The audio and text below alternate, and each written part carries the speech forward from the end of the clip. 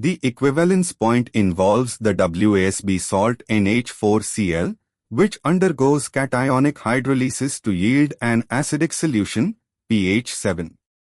During titration, unreacted NH4OH coexists with formed NH4 to the power plus, creating a classic basic buffer.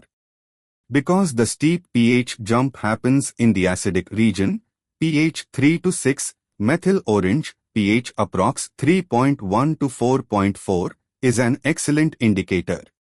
At half equivalence, base equals salt, so pOH equals pKb, meaning pH equals 14 pKb, which is precisely the pK of the conjugate acid.